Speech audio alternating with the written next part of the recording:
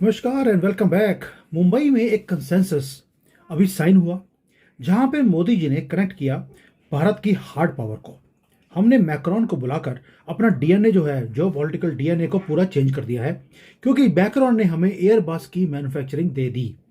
लेकिन आपने नोट किया होगा कि जो एयरबस की मैन्युफैक्चरिंग या बाकी की जो मैन्युफैक्चरिंग है, जैसे सेफ्रॉन के साथ है, वो हमने पीएसयू जो पब्लिक सेक्टर अंडरटेकिंग्स हैं उनके साथ नहीं किया, हमने प्राइवेट सेक्टर के साथ किया है। और पीएसयू की वाट लगने वाली है क्योंकि हमने वेट करी बहुत ज्यादा। लेकिन ये बाबू लोग ये काम करने के लिए रेडी नहीं है। मोदी जी ने गेम चेंज कर दिया। अब चेंज किया कैसे है? डिफेंस में प्राइवेट सेक्टर की entry in a big way वो होने वाली है भारत में। आपने नोट किया होगा कि हमने मैक्रोन को दिल्ली नहीं बुलाया, मुंबई बुलाया है। और मुंबई में प्रोग्राम करने के बाद हमने वहीं पर हर एक चीज को साइन किया।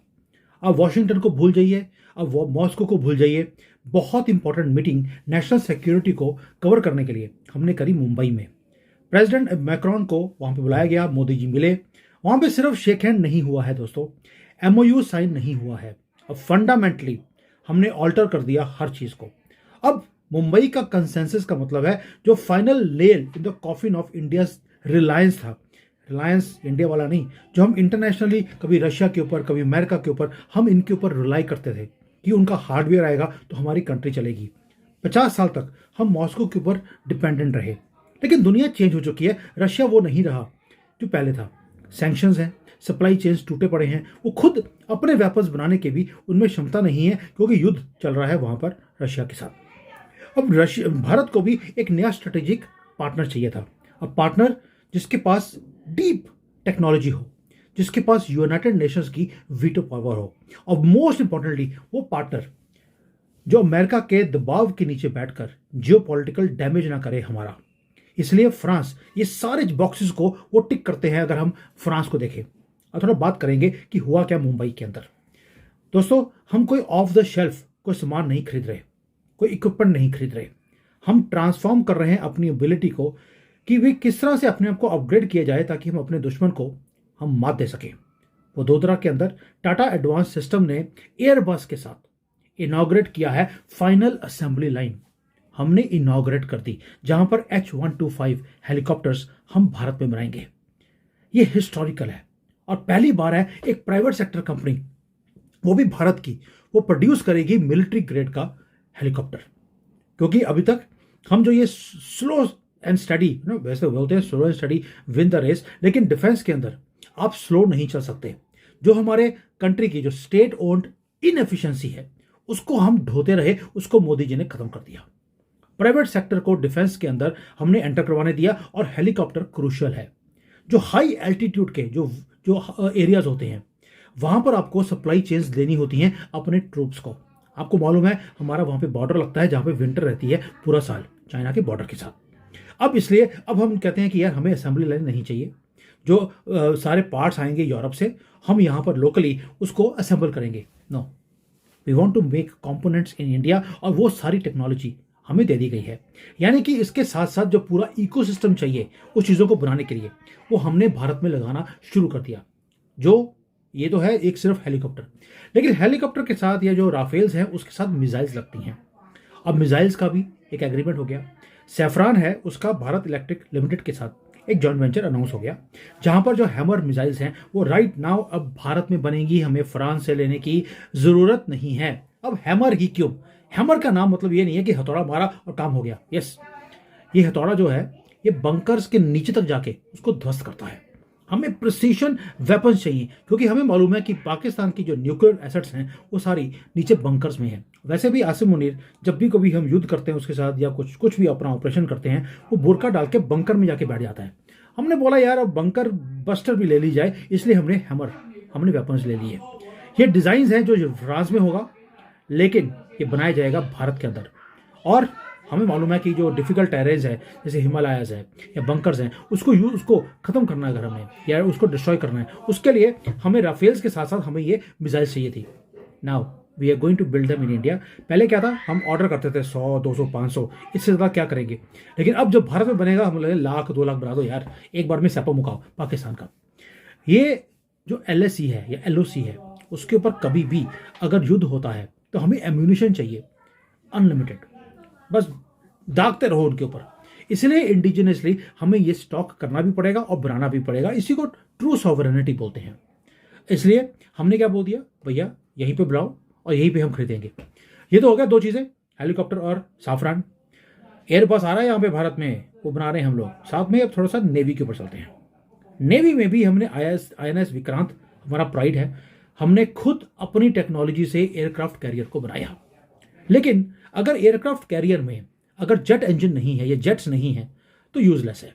इसलिए हम इग्नोर नहीं कर सकते थे अपने डिसीजन को। हमने बड़ी देर ट्राई किया कि F-18 आ जाए, फ्रांस का राफेल है या रशिया का कोई सुकोइज है, कौन सा फिट बैठता है। मुंबई कंसेंसस जो हुआ है उसके अंदर हमने अपना फ्यूचर सील कर दिया। अब हम ना तो F ले रहे हैं, ना सू ले रहे हैं, ना कू ले रहे हैं, कुछ नहीं, हम राफेल ले रहे हैं। 26 हमने साइन कर दिया कि हम आपसे लेंगे जो नेवी को चाहिए अपने एयरक्राफ्ट कैरियर के ऊपर राफेल्स। अब आपको मालूम है कि हमें चाहिए क्यों, वो भी नेवी के लिए। क्योंकि जो चाइना की आर्मी है, नेवी है, वो एक्सपैंड कर रही है अपने आप को इंडियन ओशन में। कभी श्रीलंका आ जाते हैं, कभी मालदीव्स में आ जाते हैं, वो हमें एनसर्कल करने की कोशिश कर रहे हैं। उनकी जो सर्वेलेंस की शिप्स हैं, सबमरीन्स हैं, वो पाई जाती हैं इंडियन ओशन में।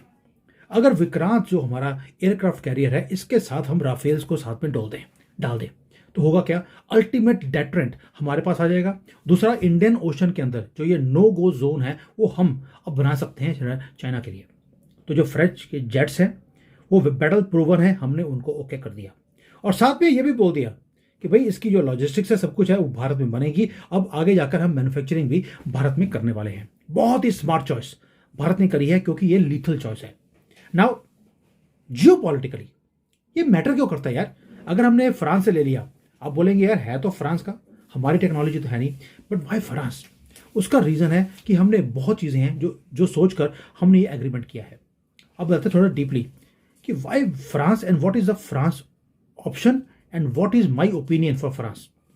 सोच के देखिए, यूएसए, भाई यूएसए की टेक्नोलॉजी, जो उसके जेट इंजन हैं, उसके प्लेन्स हैं, उसके ड्रोन्स हैं, वो बेस्ट इन द वर्ल्ड है, मुझे मालूम है। लेकिन जो अमेरिका है, जब आपको कोई टेक्नोलॉजी देगा तो उसके साथ बहुत ज़्यादा स्ट्रिंग्स अटैच करके वो देता है। एक दो नहीं, thousands and thousands of strings साथ में अटैच है। अगर आप हमारे प्लेन यूज़ करेंगे तो आप पाकिस्तान के ऊपर अटैक नहीं करेंगे। अगर पाकिस्तान के ऊपर अटैक करेंगे तो हमें पूछकर कितनी मिसाइल्स करनी है वो हमसे पूछ के करेंगे। यानी कि हम अमेरिकन जेट्स अगर ले लेंगे तो पहले तो उनकी पार्लियामेंट है, वहाँ से हमें पहले परमिशन लेना पड़ेगा कि हम पाकिस्तान को ठोक दें। कब ठोकें, कितने बजे ठोकें, हमें वो करने की ज़रूरत नहीं है। और अगर उनसे परमिशन ना लिया तो ह्यूमन राइट्स की लॉबी जो है वो आ जाएगी और हमारे इंटरनल मैटर्स में वो दखल देना शुरू कर देंगे। इसलिए या हमें स्पेयर पार्ट चाहिए, वो भी एक जियोपॉलिटिकल मुद्दा बन जाता है। वो डिसएग्री करते हैं हमारे साथ किसी चीज़ के लिए तो हमें स्पेयर पार्ट नहीं देंगे। इसलिए बड़े बड़े लेक्चर लेने की बजाय फ्रांस इज़ बेटर। फ्रांस के साथ एक क्या कहते हैं, रियलिज्म है।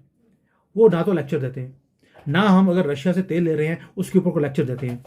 कोई भी नहीं, कोई हेयरिंग नहीं, कुछ नहीं, वो ट्रांजैक्शनल है। आपने पैसा दिया, उनसे टेक्नोलॉजी ले ली और यहाँ पे बनाने के लिए आपने उनके आदमी बुला लिए। बस पैसा देखिए, पैसा दीजिए और जो चाहिए फ्रांस से वो आपको मिल जाएगा। End of the transaction. ये एक रिस्पेक्टफुल पार्टनरशिप है इक्वल्स की, जहां पे कोई ड्रामा नहीं होता बीच में। इसलिए फ्रांस को हमने चूज किया over USA and anybody else. दूसरा, जो फ्रांस के राफेल्स हैं, इसके जो कोऑर्डिनेट्स हैं वो ना तो अमेरिका के पास हैं ना चाइना के पास हैं।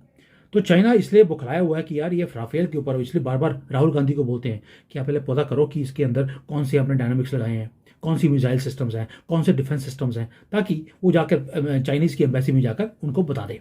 हम भी उसको राहुल को बता नहीं रहे, हमें मालूम है ये पिट्ठू किसका है, बल्कि 10-15 बाप में से एक बाप चाइना भी है। इसलिए हम कोई बताते नहीं उसको। इसलिए चाइना नहीं चाहता या राहुल गांधी नहीं चाहता कि हम राफेल लें, लेकिन हमने वही काम किया जो भारत के इंटरेस्ट का है।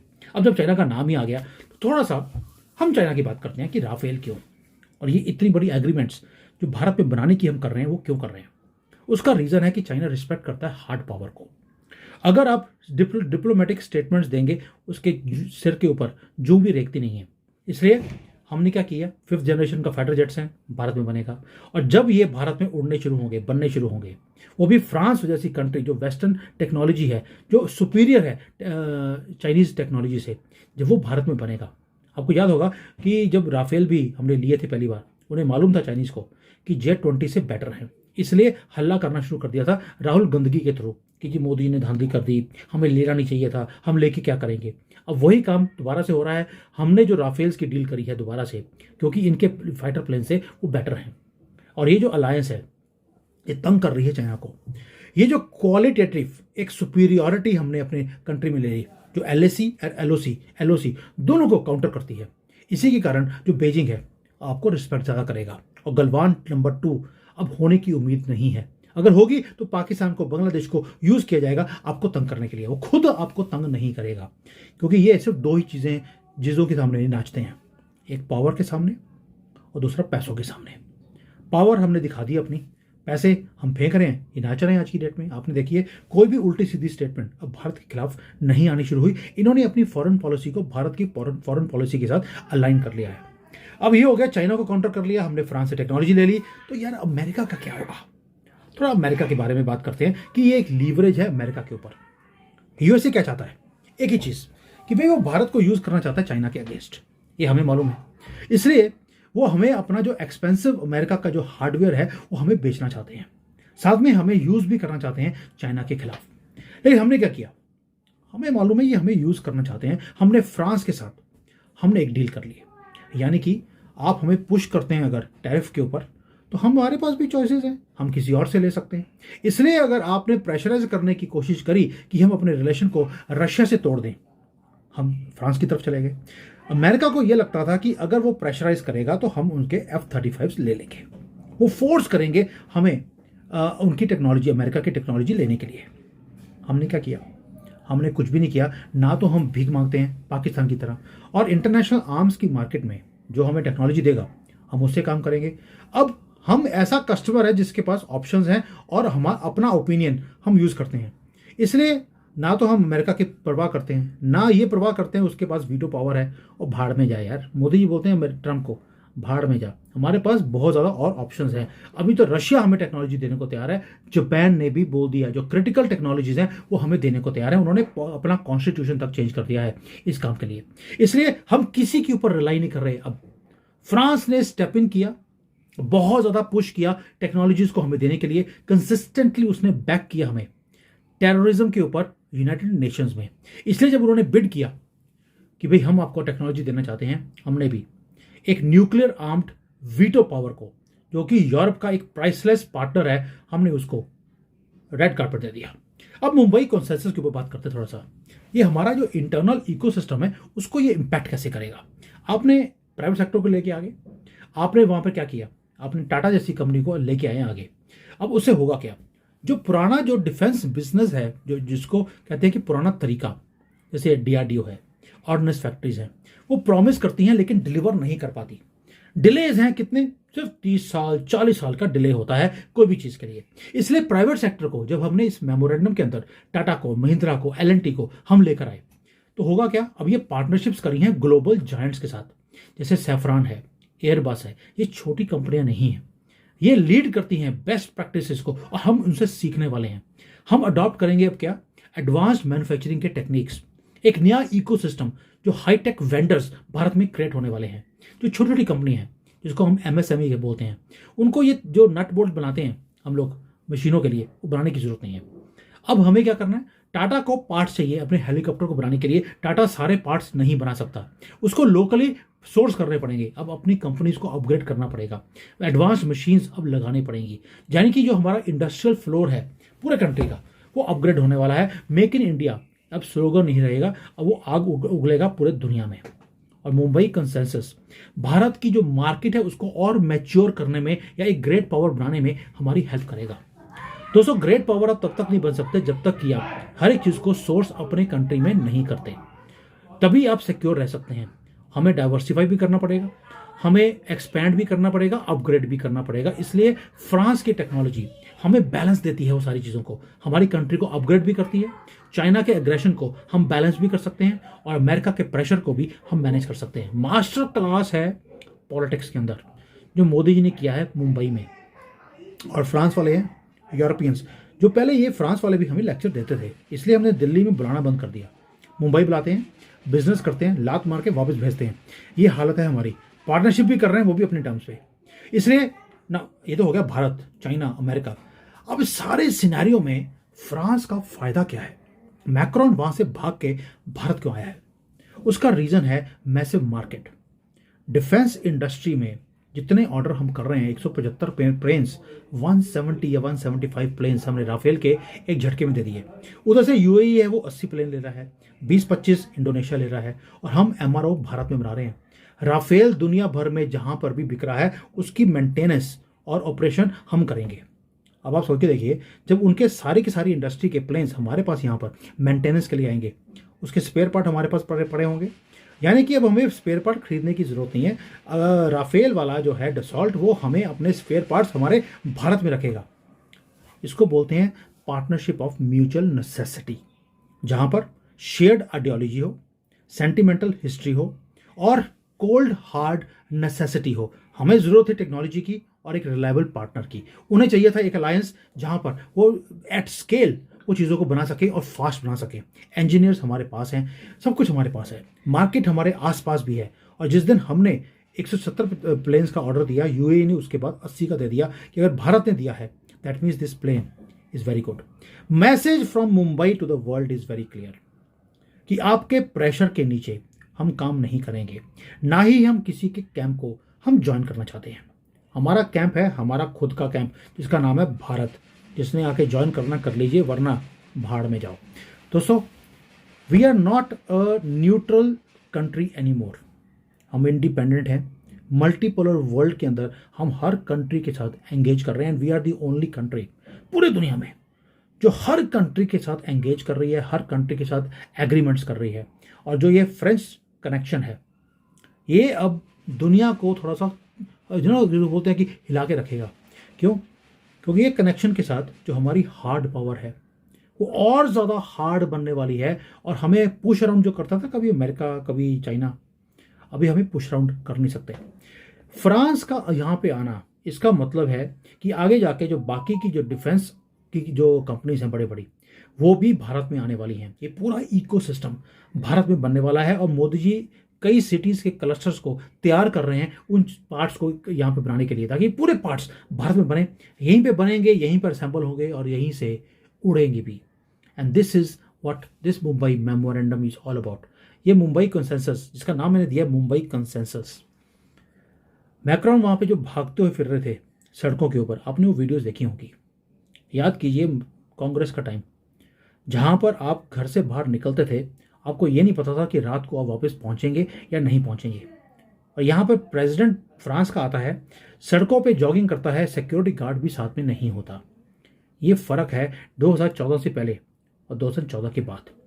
और इसके बाद भी अगर आप पूछते हैं कि अच्छे दिन कब आएंगे, तो मुझे लगता है आपको पाकिस्तान जाकर थोड़ा सा 1-2 साल रह लेना चाहिए। अगर जिंदा वापस आए तो पता लग जाएगा कि अच्छे दिन और क्या होते हैं। Thank you. जय हिंद।